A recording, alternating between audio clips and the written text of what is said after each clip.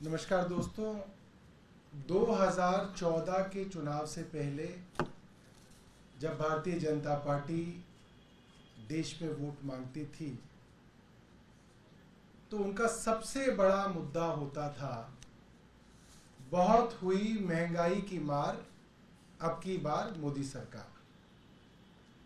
और मैं समझता हूँ ये बहुत ज़रूरी है जब देश में आम चुनाव चल रहे हैं, लगभग आधी सीटों पे चुनाव हो गए हैं, आधी सीटों पे चुनाव होने हैं, एक आकलन किया जाए कि भारतीय जनता पार्टी की सरकार जो 10 साल रही, इन 10 सालों के अंदर मोटा मोटा महंगाई पर क्या असर हुआ। एक आंकड़ा आपको बता दूं कि फिलहाल मार्च 2024 का जो खाद्य की महंगाई है, खाने पीने की चीज़ों की महंगाई है, वो करीब 8.5% थी। और भारत भुखमरी के इंडेक्स पे, एक पूरे दुनिया के करीब 125 देश हैं जिनकी अंदर कहाँ कितनी भुखमरी है उसका इंडेक्स होता है, हंगर इंडेक्स। उसमें 2014 में भारत 125 देशों में 99 नंबर पे आता था और अब 2023 में भारत 12 पोजीशन नीचे गिर गया है। अब हम 111वें नंबर पे आते हैं 125 देशों में, यानी कि हालत बद से बदतर हो गई है। 2011-12 और 2022-23 10 साल का जो कंपैरिजन किया जाता है महंगाई का, अर्बन और रूरल क्षेत्रों में लोगों की आमदनी कितनी बढ़ी और खर्चे कितने बढ़े, इससे देखा जा सकता है कि महंगाई का क्या आंकड़ा हुआ। क्योंकि कई देश हैं जहां पे महंगाई बढ़ती है मगर लोगों की आमदनी भी बढ़ती है, तो लोगों में भुखमरी नहीं आती। 2011-12 के अंदर ग्रामीण इलाके में एवरेज मंथली एक्सपेंडिचर रूरल होता था 1430 रुपये, जो 2022-23 में 10 साल में बढ़ के हो गया है 3773 रुपये, यानी कि करीब करीब 2.64 गुना ज़्यादा। Average monthly expenditure urban centres के अंदर, शहरी इलाकों के अंदर जो खर्चा बढ़ा है वो बढ़ा है 2630 रुपये से बढ़ के 6459 रुपये, यानी कि इसके अंदर भी 2.45 गुना का इजाफा हुआ है। ये खर्चों में इजाफा हुआ है, लगभग 2.5 गुना, लगभग 2.6 गुना, 2.4 गुना। ठीक है। अब जो कमाई है, जो पर कैपिटा इनकम है अर्बन और रूरल की मिला के, वो कितनी बड़ी है?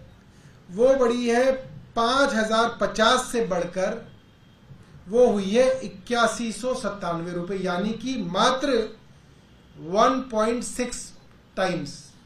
यानी कि जो आपकी कमाई है अर्बन और रूरल सेंटर्स के अंदर, जो आमदनी है वो सिर्फ 1.6 टाइम्स बढ़ी है, 1.6 गुना बढ़ी है, मगर जो खर्चे हैं वो करीब 2.5 गुना बढ़ गए हैं। तो जाहिर सी बात है, जब आपके खर्चे बढ़ गए और ये आंकड़े हैं और आपकी आमदनी नहीं बढ़ी तो लोगों में भुखमरी फैलेगी।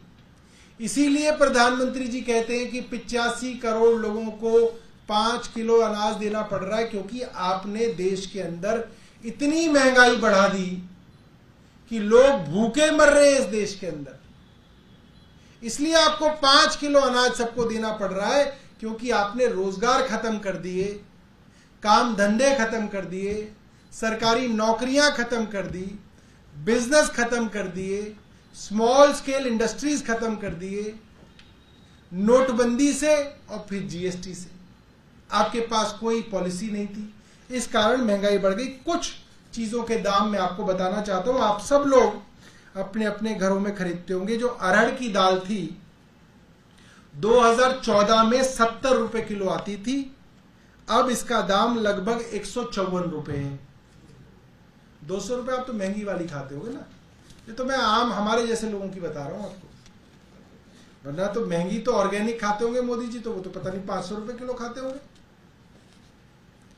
उड़द दाल 67 रुपए किलो होती थी औसतन, ये 2024 में बढ़ के 124 रुपए किलो हो गई लगभग। चावल 27 रुपए किलो से बढ़ के 44 रुपए किलो के करीब बढ़ गया है। गेहूं 21 रुपए से बढ़ के लगभग 30 रुपए किलो हो गया है। दूध 36 रुपए लीटर हुआ करता था 2014 में जब इनकी सरकार आई थी, अब करीब 58-59 रुपए लीटर हो गया है। आलू 18 रुपए से बढ़ के 28 रुपए हो गया। और फिलहाल जो आलू है, इस महीने का जो आलू का जो दाम जो बढ़ा है, इतनी स्पीड से बढ़ रहा है आलू कि आलू करीब 38% जंप कर चुका है, 48%। जो लोग सब्जी खरीदते हैं उनको मालूम होगा, जो लोग सिर्फ आलू खाते हैं उन्हें नहीं मालूम होगा। प्याज जो है 41% बढ़ गया है, 41% ईयर ऑन ईयर। टमाटर 40% बढ़ गया है, और टमाटर का तो ये हाल हो गया था जुलाई 2023 में कि टमाटर 250 रुपए किलो बिका था, और मैकडोनल्ड्स ने अपने जो वेजिटेरियन वेजी डिलाइट था उसमें से प्याज में से टमाटर निकाल दिया था। उन्होंने डिक्लेयर कर दिया था कि अब हम बर्गर में टमाटर नहीं दे पाएंगे। यह भी हुआ था जुलाई 2023 में, पिछले साल इतनी महंगाई बढ़ी थी बरसात में कि जो अदरक है और जो मिर्च है, हरी मिर्च, ये 400 रुपए किलो तक पहुंच गई थी। अब फाइनेंस मिनिस्टर से कहोगे तो वो कहेंगी मैं तो अदरक खाती नहीं। क्यों खाते हो अदरक, क्यों खाते हो हरी मिर्च, क्यों खाते हो टमाटर? उसी वक्त जुलाई 2023 में जो जीरा था वो 800 रुपए किलो तक पहुंचा, और 2022 में भी अप्रैल में नींबू 200 रुपए किलो, हरा धनिया 100 रुपए किलो, हरी मिर्च 160 रुपए किलो, और बंद गोभी 80 रुपए किलो तक पहुंची थी। मैं समझ रहा हूं कि आप सब लोग सोच रहे होंगे कि ये तो करोड़ों की बात करते थे, अब ये कहां पे जो है भिंडी की और जो है हरी मिर्च की बात कर रहे हैं। मगर जो है वो जो मोदी जी जो बता रहे हैं कि बड़े बड़े टेम्पो में भर के करोड़ों रुपया दिया गया है, उसके बारे में तो जांच होगी नहीं। कम से कम इसकी ही जांच हो जाए कि हरी मिर्च इतनी महंगी क्यों हो गई, दूध इतना महंगा क्यों हो गया। इसके बाद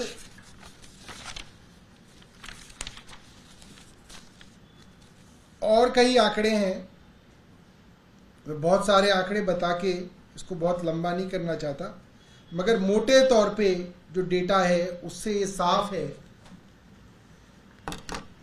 कि अगर सब्जियों के दाम, दाल के दाम, गेहूं के दाम, चावल के दाम बढ़ रहे हों तो दो कारण हो सकते हैं। एक कि भाई किसानों को अब हम ज्यादा दाम दे रहे हैं, इसीलिए महंगाई बढ़ रही है। तो कम से कम ये है कि जो कंज्यूमर क्लास है उसकी जेब पे वजन पड़ रहा है, मगर जो प्रोड्यूसर क्लास है, किसान, उनकी जेब में ज्यादा पैसा आ रहा है। या ये हो सकता है कि बीच के बिचौलियों के पास पैसा जा रहा है। अब जो मैंने आपको बताया 11 साल के अंदर आमदनी में क्या इजाफा हुआ और खर्चे में क्या इजाफा हुआ। आमदनी तो बढ़ी ही नहीं किसान की, मैंने आपको बताया आमदनी बढ़ी है 1.6 टाइम्स और खर्चा बढ़ा है 2.6 टाइम्स। तो इसका मतलब वो पैसा जो इन दामों को बढ़ा के कमाया जा रहा है वो किसान के पास नहीं जा रहा, वो बिचौलियों के पास जा रहा है। वरना किसान की आय बढ़ गई होती, वो डेटा सरकार का दिखा रहा होता कि रूरल इकोनॉमी के अंदर एक्सपेंडिचर तो बढ़ा है मगर उसकी पर कैपिटा इनकम बढ़ गई, वो नहीं बढ़ी। पर कैपिटा इनकम नहीं बढ़ी, खर्चा बढ़ गया। यानी कि ये पैसा भी बड़े बड़े पूंजीपतियों की जेब में गया है, और ये बहुत चिंता की बात है देश के लिए। देश में भुखमरी बहुत ज्यादा बढ़ गई। ये आज की प्रेस वार्ता थी, इसके अलावा कोई आपके पास प्रश्न हो तो आप पूछ सकते हैं।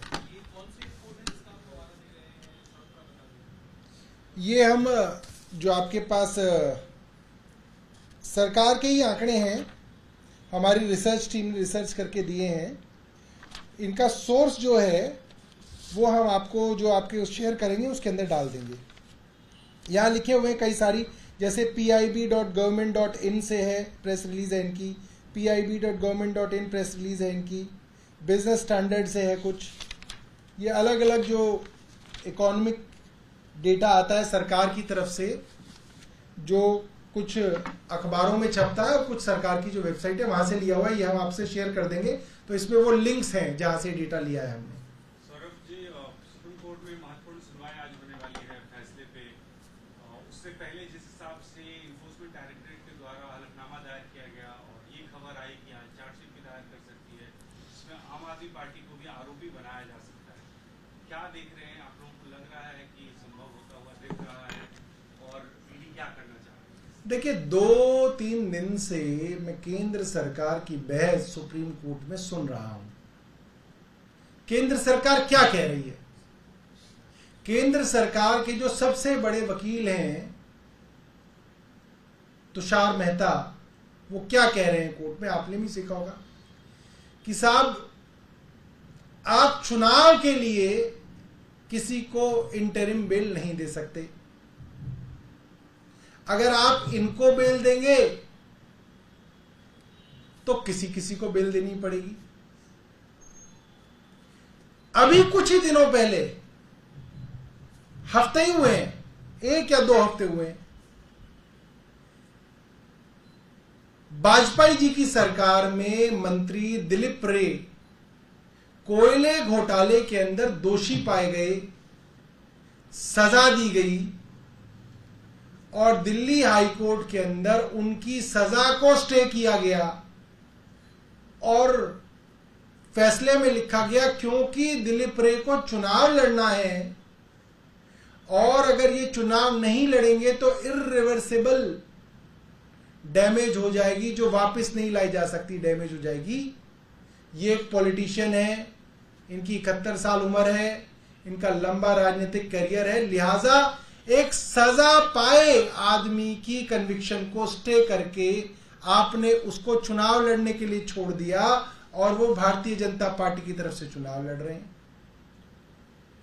यहां अरविंद केजरीवाल हैं, जिनकी अभी तक तो ट्रायल ही शुरू नहीं हुई, कोई आरोप साबित नहीं हुआ, कोई सजा मिली नहीं। उसके लिए वही केंद्र सरकार कोर्ट में कह रही है नहीं साहब आप कैसे दे सकते हो, सब लोग बराबर हैं, आप राजनेता को अलग पेडेस्टल पे कैसे रख सकते हो। मैं हैरान हूं, वही केंद्र सरकार अलग अलग मामलों में अलग अलग मापदंड कैसे रख सकती है?